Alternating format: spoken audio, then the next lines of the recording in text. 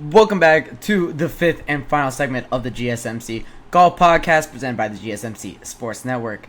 We're here talking about my updated top 10 golfers in the world, as I have, of course, the graphic as always to go with it. The GSMC Golf Podcast power rankings of the top 10 golfers in the world. And we're going to get right into this. Tom Kim is the 10th best golfer in the world. This might be reactionary. This truly might be, but that was a fantastic performance. He was 100% on his scrambles this weekend.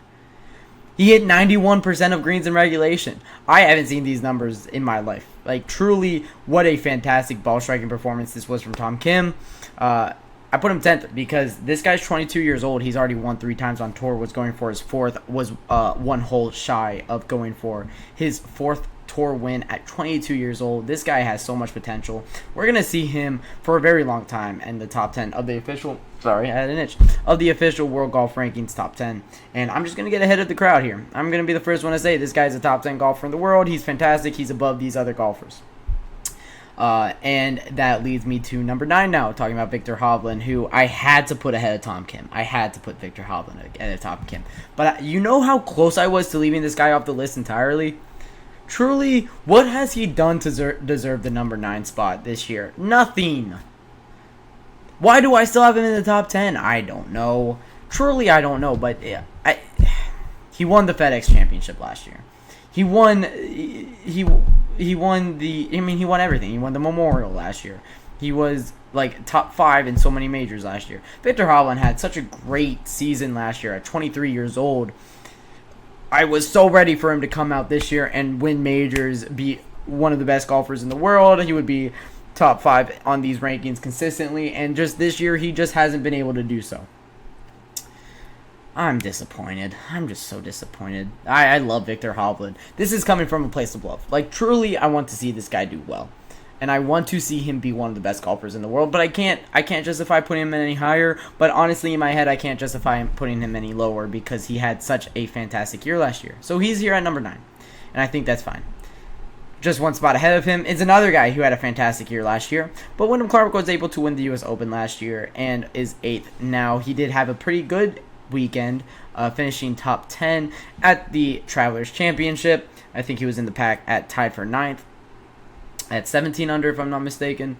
But I think he is absolutely deserving of this spot here at 8th. He's a fantastic golfer. Man, the guy, although the results don't look like it on the back half of this season, he had a fantastic first half of the year, winning at Pebble Beach. Yeah, I think he won at Pebble Beach this year. He's been top 5 in a bunch of other events as well. I think he's deserving of the 8th spot, and I think I was too reactionary talking about it a week ago, as I was saying that Bryson DeChambeau absolutely deserved the spot on the Olympic team over Wyndham Clark, but he's still a good golfer, and I'm gonna cool down on that a little bit. Bryson DeChambeau might deserve to go over him, but Wyndham Clark will be able to represent Team USA and America proudly when he does go to Paris for the 2024 Olympics. Next is Collin Morikawa at 7 here. I had him up to 4 on my last power ranking, and I looked at that and I was like, well, he hasn't won in a while. I'm going to pull him back down a little bit and give the nod to guys that are playing a lot better, more consistently than Collin Morikawa, who is, on his day, a top 5 golfer in the world. Like, truly, he is the 4th best golfer in the world, right behind that big 3 that we'll talk about later here. But right now, I'll cool down just a little bit for Collin Morikawa, as he hasn't won in a while, so he drops down to 7 for some guys that plays higher more consistently. A guy that does place higher consistently is Ludwig Åberg, who, despite a disappointing performance at TPC River Highland at the Travelers Championship, has had a very great year, and he's done so well in the majors that I just have to put him up here. Like, he's like top 10 in every major he's in, and I had him around this spot last time, and I think he just stays here. He's the official World Golf ranking. He's at 4th in the official World Golf ranking right now, and I think deservedly so. So Ludwig Åberg is 6th in my personal rankings. You could honestly have him anywhere from 4 to 9, and I don't think I would argue with it, because yes, he's young. Yes, he doesn't have those wins under his belt, but yes, he is one of the best ball strikers in the world and just has one of the prettiest swings I've ever seen. 5. Bryson DeChambeau. Now, this might be a bold take. He plays on the Live Golf Tour, and he won the U.S. Open. So, where do you put him? Like, truly, where do you put him I decided to say, okay, I'm going for the best golfers in the world. If I'm okay with putting Jon Rahm on a list, and yes, I have debated putting Jon Rahm at that 10th spot, but I went with Tom Kim instead of Jon Rahm here, and I guess you guys would have gotten a little inclination of who would be to come, but Jon Rahm just isn't doing it in the majors, and Bryson DeChambeau is top 10 in the world just because of 3 events this year. I put him at 5 because he's playing fantastic. His team is number 1 on the Live Golf Tour as well. We're talking about top 10 golfers in the world. Look at that segment title right there. We're not talking about the best PGA golfers. Bryson DeChambeau is absolutely deserving of the 5th spot, and if I have to defend that, I absolutely will, because he is one of the best golfers in the world and one of the most fun golfers to watch as well.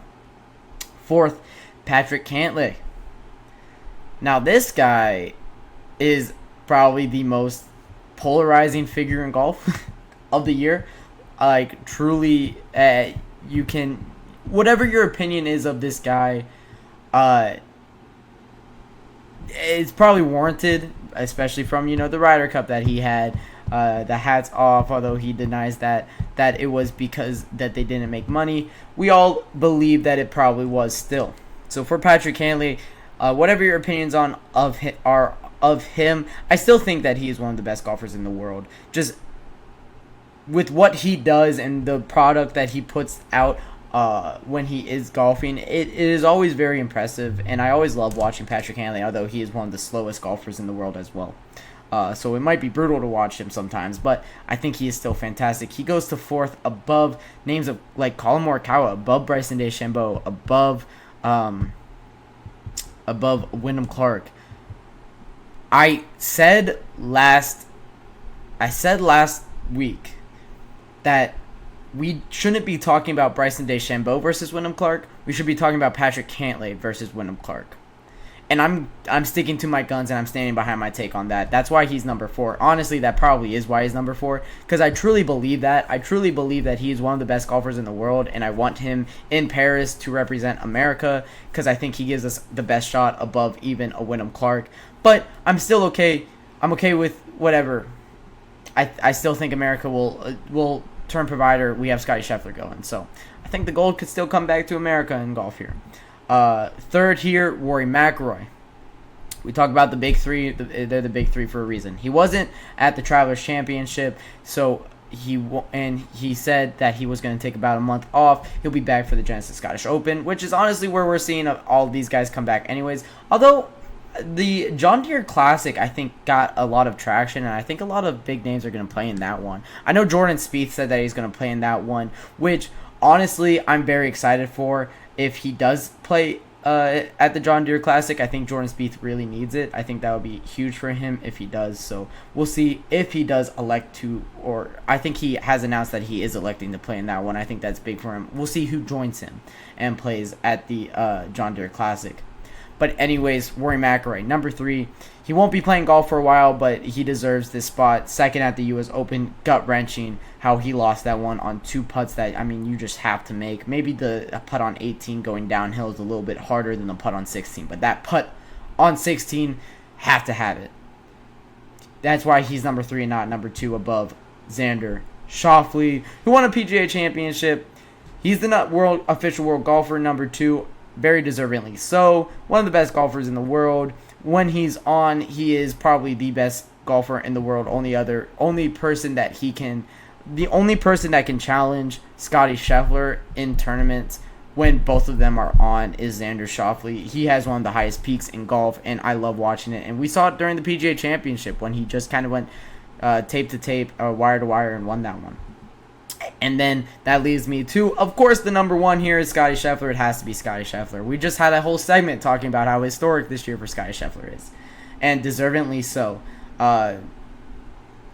Yeah, he is the best golfer in the world. for great reason. Scotty Scheffler, number one on my list, number one on the official world golf ranking list, number one in pretty much every single stat from tee to putt to when the ball gets into the hole in golf this year. So number one in the power rankings, and that'll wrap it up for the top 10 from the GSMC Sports Network. That'll also wrap it up for this GSMC Golf Podcast, brought to you by the GSMC Sports Network. Thank you all for tuning in and showing your support. If you guys enjoyed the show, don't forget to like it on YouTube, subscribe to the GSMC Sports Network or GSMC Podcast Network on YouTube, and don't forget to rate it on whatever podcast platform that you're listening to this on, whether that's Apple Music or Spotify. All the support and all the support does mean a lot to us here at the GSMC Sports Network. Also, if you like the show, don't forget to follow us on TikTok, Twitter, Facebook, and Instagram at the GSMC Sports Network. Those will all be linked in the description down below. Thank you so much once again for tuning in to this Tuesday edition of the GSMC Golf Podcast, and all of you guys have a wonderful, wonderful evening.